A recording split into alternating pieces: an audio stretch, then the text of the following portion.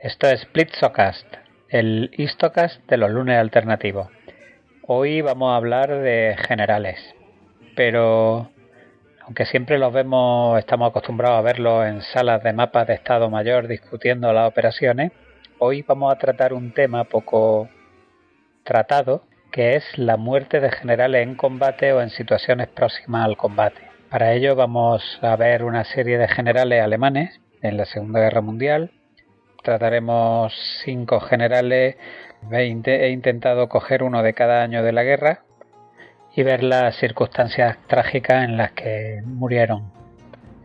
Vamos a empezar quizás por uno de los casos más tristes de todos, que ocurrió en los primeros estadios de la guerra, y se trata del general Werner von Fritz, que ya había sido jefe del OKH en 1934 y que pues moriría en circunstancias bastante trágicas y además después de un trato bastante miserable por parte del régimen nazi. Fue el segundo general alemán en morir en la guerra y el primero de la Wehrmacht. Todo sucedió pues en el asedio a Varsovia en la campaña polaca en 1939.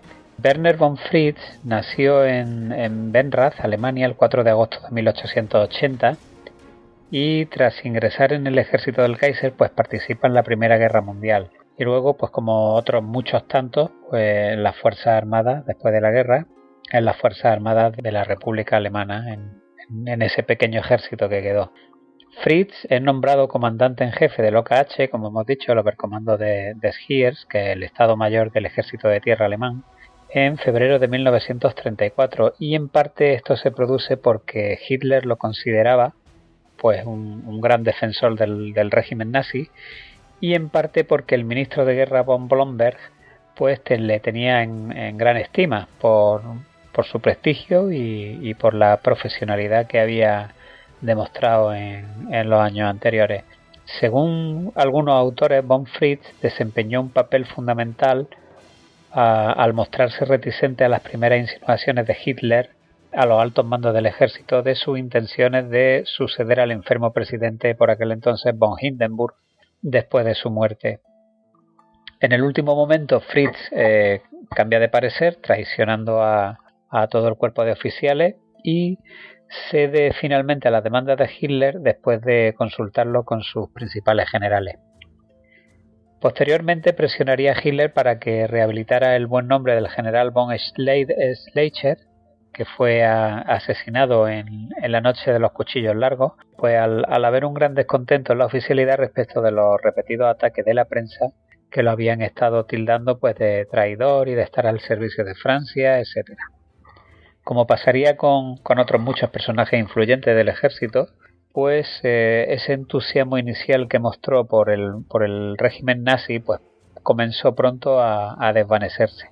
Tampoco veía con buenos ojos la creación de unidades paramilitares paralelas, como pudiera ser el caso de las SS, que podían generar una rivalidad con el ejército y a las que criticó sin ningún tipo de recato, extendiéndolas progresivamente a los líderes nazis e incluso llega a empezar a emitir críticas contra el mismísimo Hitler. Entre sus preocupaciones se encontraba también la posibilidad de que Hitler metiera a Alemania en una guerra con la Unión Soviética.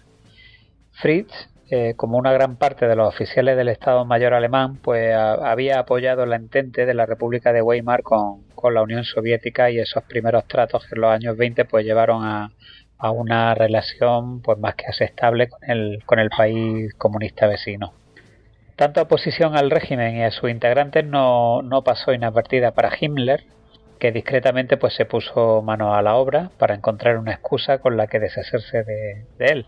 Así que en 1936, mientras tanto, pues es ascendido a coronel general, y en la conferencia de Hossbach en 1937 a la que asiste Fritz, pues Hitler anuncia que tenía la intención de ir a la guerra pues a partir del año siguiente.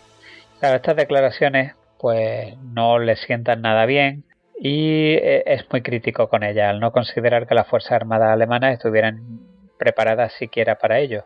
El aparato represivo nazi se pone en marcha, como ya hemos dicho, Himmler ya estaba en la tarea, y entre Himmler y Göring pues urden un plan para hacerlo caer en desgracia. Fritz no se había casado, no se le conocía ningún tipo de relación que no fuera más allá de su modesta vida castrense, y fue una cuestión que aprovechan muy bien para acusarlo de llevar a cabo pues actividades homosexuales y actos deshonorables, y se ve forzado a dimitir después de la campaña que le montan el 4 de febrero de 1938. En los prolegómenos de la Segunda Guerra Mundial, pues Fritz es reintegrado al servicio y solicita inspeccionar en persona la línea del frente, siéndole concedido con la graduación de coronel honorario del 12 Regimiento de Artillería durante la invasión de Polonia, algo no muy habitual para un oficial de su graduación, ¿no? El 22 de septiembre de 1939, durante el asedio de Varsovia, pues estando en uno de sus barrios llamado Praga, pues un disparo de un francotirador o de ametralladora le impactó en el muslo izquierdo y le rompió la arteria femoral, creándole una hemorragia grandísima en la pierna. Cuando su ayuda de campo pues corre hacia él para intentar evacuarlo de la línea de fuego, pues Fritz se volvió hacia él y le dijo: por favor, déjalo, antes de desvanecerse fruto del desangramiento al que lo tenía sometido su herida. Esto rápidamente le causa la muerte en breve instante, y pues allí, frente a Varsovia, murió el general Fritz en una misión de inspección, simplemente con un cargo de coronel honorario de un regimiento, y se sospecha que esta muerte no fue fruto de la casualidad, sino que más bien Fritz la deseó. Él deseó caer en el frente ante el deshonor que supuso para él pues la conspiración a la que lo habían sometido los dirigentes nazis, y prefirió esa muerte del soldado que, bueno, pues al menos para su conciencia y para el resto de la galería, pues limpiaría ese honor mancillado. Fritz es como ya hemos dicho, el segundo general alemán y el primero de la Wehrmacht en morir en combate en la Segunda Guerra Mundial, y lo cierto es que tuvo un entierro con honores en Berlín, con todos los honores, el día 25 de septiembre, al que pues no asisten los principales líderes nazis, por supuesto, salvo Göring y Keitel, que llegan a última hora, hacen aparición, se hacen 4 fotografías y se marchan. Y así fue el desgraciado final de uno de los jefes de Estado Mayor del Ejército de Tierra alemán, por mostrar abiertamente sus críticas contra el régimen nazi, y que deseó finalmente obtener una muerte honrosa después de que lo hubieran condenado a una muerte en vida. Bueno, nuestro siguiente general es Heinrich von Prittwitz and Grafon, y bueno, curiosamente era caballero de la Orden de San Juan del Hospital, sí, era un caballero de Malta. Prittwitz pues es un veterano de la Primera Guerra Mundial, donde luchó en el Frente del Este, también ganó la Cruz de Hierro de primera y segunda clase. Luego estuvo en el ejército de la República de Weimar, y en 1939 era uno de los pioneros de las Panzertruppen, y lo tenemos dirigiendo una brigada blindada en la campaña polaca. Posteriormente, en la campaña de Francia, pues participará en la captura en la toma de Boulogne y en el asedio de Dunkerque. En marzo de 1941, el mando de la 15 División Panzer, despachada un mes después para el Teatro de Operaciones del Norte de África como parte integrante del Afrika Korps. Tras la fulgurante ofensiva en Cyrenaica a principios del mes de abril de 1941, Rommel se plantó delante de Tobruk el día 9. El plan original de Rommel consistía en una maniobra de flanqueo hacia el este de Tobruk para rodear el área portuaria antes de lanzar el asalto directo contra la ciudad. Pero cuando llegó, estimó que las defensas aliadas parecían tan débiles que tal movimiento no sería necesario. Tobruk estaba guarnecida por unos 25.000 soldados británicos, entre los que se encontraban australianos, indios y ingleses. Al día siguiente, el día 10 de abril, Rommel ordena a la recién llegada 15 División Panzer atacar Tobruk desde sus posiciones de llegada al oeste de Tobruk. El liderazgo del ataque hubiera correspondido al general Streich, jefe de la 5ª División Ligera, que obviamente tenía más experiencia en el teatro de operaciones, aunque solo fuera por un par de meses en el teatro africano.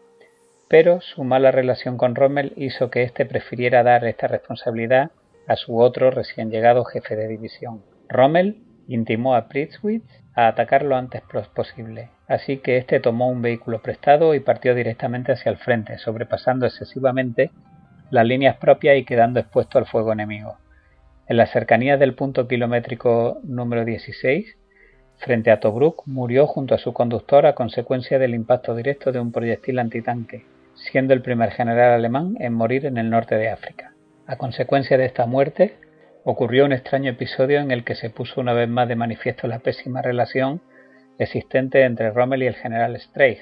Al enterarse este último de la muerte de Pripyat, se dirigió inmediatamente a la posición donde estaba el Estado Mayor de Rommel en un vehículo blindado británico capturado para comunicarle la noticia. Rommel vio llegar el vehículo y ante la desconfianza que suscitaba la aproximación a toda velocidad y sin anuncio de un vehículo de procedencia británica, ordenó que estuvieran preparadas las ametralladoras de sus vehículos de escolta, y por si resultaban ser británicos. Cuando Rommel vio a Streich saltar del coche encendido y soltando improperios por la muerte de Pripyat, se cabreó tanto que le espetó: «¿Cómo te atreves a presentarte ante mí sin avisar en un vehículo británico? He estado a punto de ordenar que te dispararan». «En ese caso», respondió Streich furioso, «te las habrías arreglado para matar en un solo día a los dos generales en jefe de tus divisiones Panzer. Mi general, Heinrich von Pripyat, fue ascendido póstumamente a teniente general. Sus restos reposan en el cementerio de los héroes de Derna, en Libia». Para hablar del siguiente general, nos tendremos que ir al norte de África, a el otoño de 1942, para hablar de George Stumm, que era el general que se había hecho cargo del ejército de África en ausencia de Rommel, pues para las postrimerías de la segunda batalla del Alamein. Stumm ya había comenzado la guerra como teniente general y curiosamente había sido el oficial que estaba al mando de la 7ª División Panzer cuando ésta se le dio a Rommel. Así que lo ascendieron, lo pusieron a cargo de un cuerpo de ejército y bueno, pues estuvo haciendo campaña en los Balcanes, luego participó también en Barbarroja. Es también conocido porque un poco antes del inicio de la Operación Blue, que llevó hasta Stalingrado y el Cáucaso, pues Stumm estaba haciendo una especie de diario con las operaciones que se iban a llevar a cabo y uno de sus ayudas resulta capturado por los soviéticos. Se le encuentran todos estos escritos y bueno, Hitler montó en cólera, lo sometió a consejo de guerra, fue incluso condenado a pena de prisión, pero uno de los altos generales del alto mando pues logra que se le rehabilite y es cuando es enviado al norte de África a ponerse al frente del ejército del norte de África.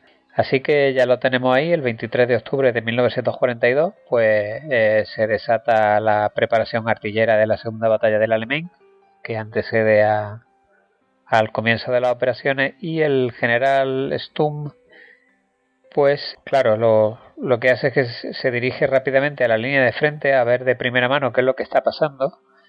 El 24 de octubre Rommel pues se recuperaba de su dolencia en su casa de Alemania cuando recibe la llamada de Keitel comunicándole que los británicos pues han comenzado la ofensiva durante la tarde del día anterior y lo que todavía era peor, que el general Stumm estaba desaparecido desde entonces. Nadie sabía nada de su paradero. Así que pocas horas después, esa misma tarde, el propio Hitler, el que telefonea a Rommel, reiterando que Stumm seguía desaparecido, que no había ni noticia ni palabra de él, y que si se sentía con fuerzas para volver a África y tomar el mando. Rommel no se lo piensa ni un momento y vuela inmediatamente de vuelta al teatro de operaciones. El sino del general Stumm fue un tanto extraño.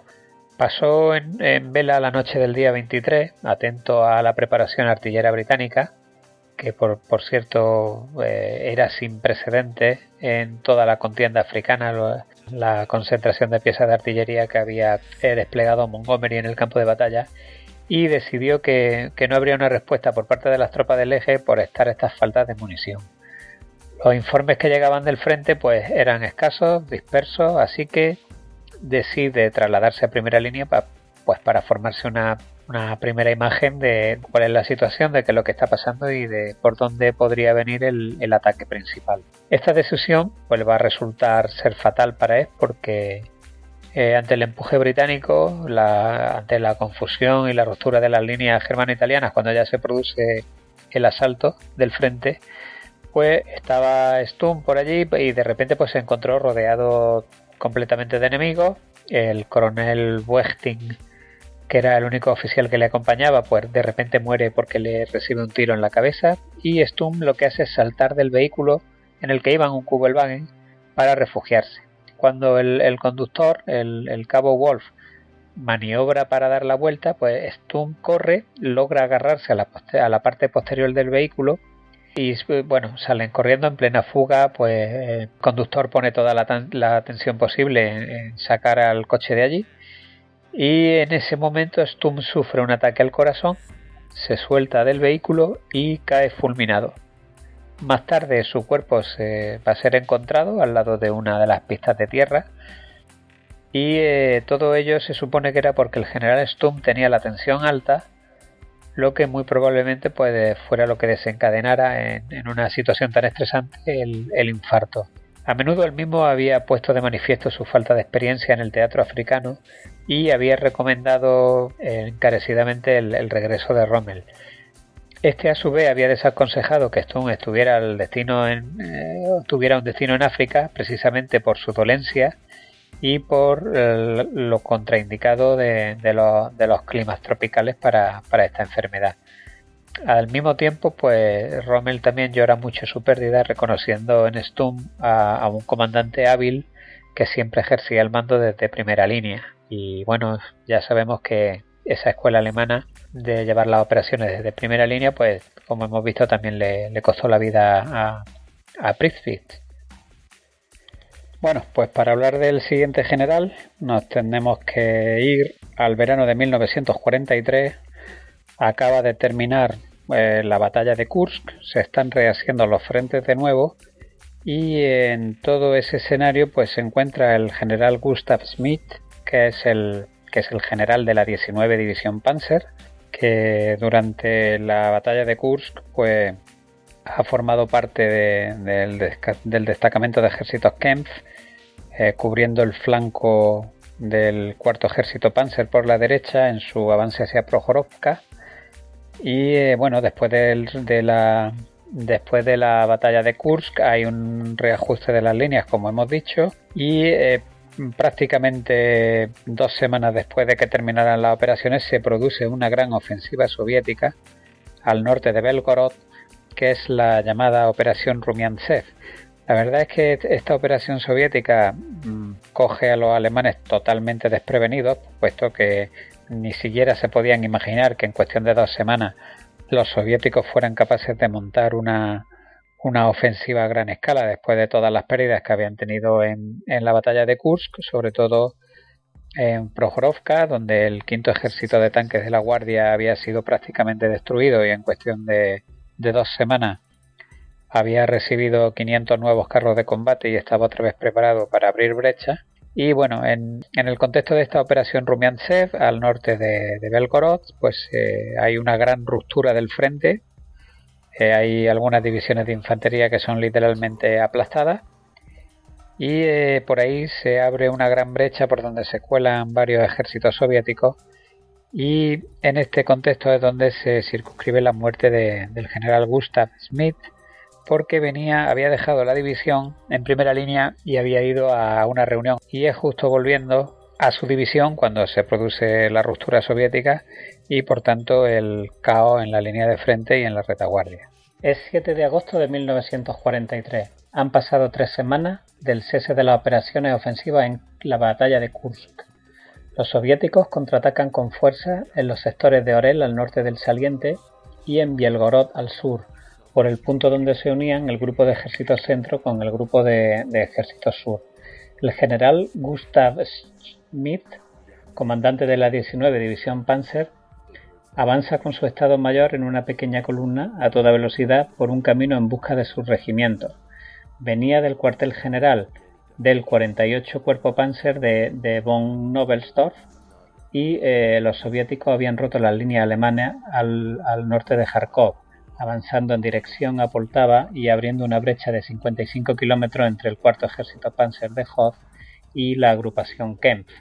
Es lo que se conoce como la Operación Rumiantsev, que vino seguida de una vez finalizada la campaña de Kursk en agosto de 1943.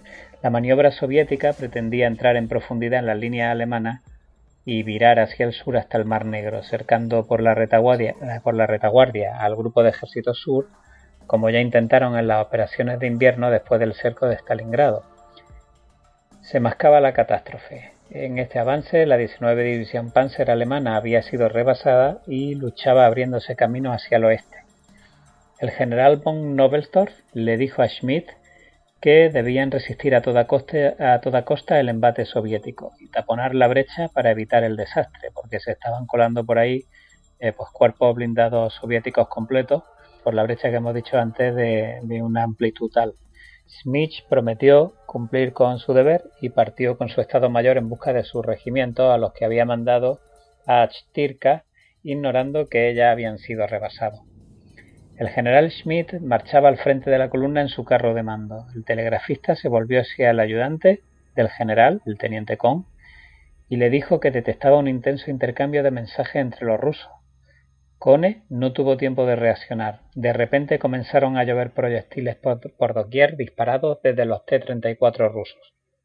El vehículo de reconocimiento de vanguardia recibió un impacto directo, y el carro de mando se precipitó en un embudo. El general Schmidt ordenó abandonar el vehículo y los tripulantes saltaron a la carretera, internándose seguidamente en el bosque que la circundaba. En ese momento vieron caer al teniente coronel von Unger, jefe de la sección primera del Estado Mayor. Había rusos por todas partes. El general, el teniente Kohn y el cabo Schutte, que era el conductor, y el telegrafista buscaron refugio en unos troncos caídos que había en el saliente del bosque. Por armamento tenían 2 fusiles y 2 pistolas. Poco tiempo después se habían agotado las municiones de los Mauser y los soviéticos los habían descubierto. Tras sisear brevemente con su ayudante, el general Schmidt se dirigió a la Schutte y al telegrafista y les dijo: «No tenemos la menor oportunidad. Ustedes intenten marcharse. El teniente Kohn y yo les cubriremos». Los soldados lo miraron asombrados. «¿Cubrirnos un general? ¿Con 4 balas por pistola?». El general Schmidt, condecorado con la Cruz de Caballero con hojas de roble, les sonrió. «Vamos, marchaos, es una orden. Una última cosa, Schutte. Si sales de esta», dijo Schmidt, «visita a mi esposa y cuéntale lo sucedido». Tras marcharse de allí, los soldados no llegaron muy lejos y siendo hechos prisioneros por los rusos rápidamente. Enseguida fueron llevados a la presencia de un general de brigada soviético que tenía su puesto de mando en un viejo cobertizo. ¿Está su general en el bosque?, le preguntaron a Schutte, a lo que respondió: «No sabemos dónde está el general. Los rusos enviaron a 5 hombres en un carro a buscarlo. Los cuerpos del general Schmidt y del teniente Kohn estaban junto a un árbol. Al regresar con los cadáveres al puesto de mando, los soldados alemanes preguntaron al general ruso: «Mi general, permítanos enterrar a nuestro general y al teniente», a lo que respondió el general soviético: «Búsquenle un buen lugar». El teniente general Gustav Schmidt comandante de la 19 División Panzer, fue enterrado en Berisovka el 7 de agosto de 1943 a las 7 de la tarde. Bueno, el último general que vamos a ver hoy es Stemmermann, y los hechos que relatamos ahora a continuación pues se producen justo detrás del río Dnieper en enero o febrero de 1944 durante la bolsa que se conoce de Cherkasy o de Korsun. Como ya sabemos, después de la batalla de Kursk, de la operación Rumiantsev y de la imposibilidad de sostener el frente del Donetsk, pues hay una retirada general. Por fin Hitler ordena una retirada general del grupo de ejércitos sur hacia el Dnieper. Se produce el cruce del Dnieper, pero claro, ya con tan poca previsión que no es posible montar un sistema defensivo en el río, y los soviéticos pues establecen múltiples cabezas de puente por muchos puntos de cruce. Y bueno, se produce también la batalla de Kiev. Hay bastantes enfrentamientos a lo largo y ancho del río, e incluso hay una operación paracaidista que algún día trataremos en las cercanías de Konev, que es de las pocas operaciones aerotransportadas de los soviéticos durante la guerra. Y en una de estas grandes rupturas soviéticas del río pues quedan embolsados algunas unidades de uno de los ejércitos del grupo de ejércitos sur alemán. El 18 de enero de 1944, la retaguardia del grupo de ejércitos sur, como hemos dicho, es copada por las tropas rusas en las cercanías del río Dnieper, junto a Cherkasy y Korsun. Al frente de las 6 divisiones alemanas cercadas, pues se encuentra el general Wilhelm Stemmermann, en otro tiempo jefe del 11 Cuerpo de Ejército, y ahora al frente de un conglomerado que se denominaba pues Gruppe Stemmermann. Mientras se preparaba la operación para librar a las tropas de la bolsa, Stemmermann dirigía a sus tropas en una feroresistencia contra las tropas soviéticas que se infiltraban una y otra vez en sus líneas. En una de sus numerosas visitas a los estados mayores de sus divisiones pues se le pierde de vista. A pesar de los esfuerzos del coronel Gatke y de otros oficiales del Estado Mayor por localizarlo, el general Stemmermann se sigue desaparecido. Con las primeras luces del día, pues Gatke nota que el fuego de la artillería soviética había arreciado en la zona donde debía haberse situado el Estado Mayor del grupo. Gatke se apresura para comprobar si el general se había adelantado a la zona de impacto o si por el contrario se pudiera hallar en ella, y mientras se la arreglaba para refugiarse en un pajar cercano y dar descanso a su caballo, pues se topa con un mensajero de Estado Mayor de la 72 División de Infantería, que le dice que había visto a Stemmermann en su Kubelwagen dirigiéndose al puesto de mando de la división a unos kilómetros hacia el oeste. Gatke agradece la información y se pone rápidamente en marcha con la sensación de que podría encontrarse ya por fin con Stemmermann en cualquier momento.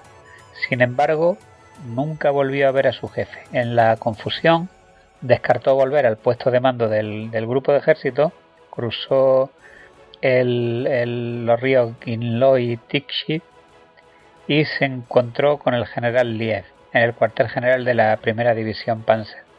Lo que le había ocurrido en realidad al general Stemmermann es que nunca logró salir de la bolsa.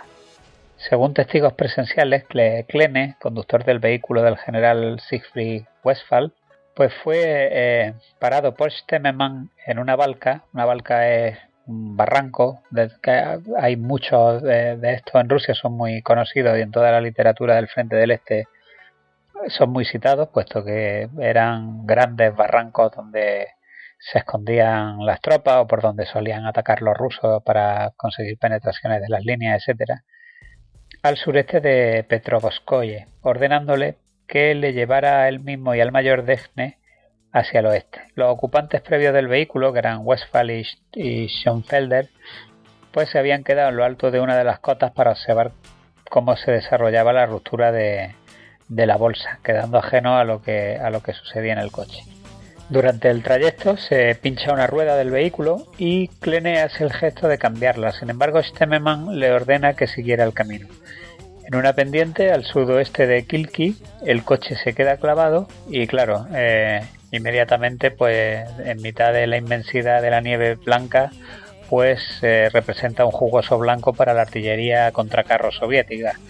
Así que un proyectil hace saltar el coche por los aires, Klenner escapa con unas cuantas heridas superficiales y los tímpanos perforados, y Dene y Reichsberger pues se llevan gran parte de la explosión. Cuando Klenner vuelve al vehículo después de que cesara el fuego de artillería, pues nota que tenía restos humanos sobre su hombro derecho. Entonces es cuando se da cuenta que Stemmermann, que iba sentado a su lado, ha sido alcanzado por la explosión de lleno. Un reconocimiento posterior pues mostró que el general tenía grandes heridas de metralla en la espalda y en la cabeza. Westphal y Schoenfelder, que se habían quedado, como hemos dicho, allí en lo alto de la colina para presenciar la ruptura de la bolsa por parte de las tropas alemanas hacia las tropas de socorro, pues corren rápidamente hacia el coche, pero ya no había nada que pudieran hacer, pues salvo unirse a las tropas que abandonaban la bolsa hacia el sudoeste y hacia la salvación. Así que la muerte de Stemmermann no fue comunicada hasta el día siguiente, cuando Westphal, Schoenfelder y Klenner pues alcanzan la zona de reunión de su división. De una manera interesada, Moscú difunde en la prensa el rumor de que el general Stemmermann había sido asesinado por las propias SS al tratar de rendirse. Entre las tropas cercadas se hallaban la Viking y la Vallonian de las SS, las dos divisiones.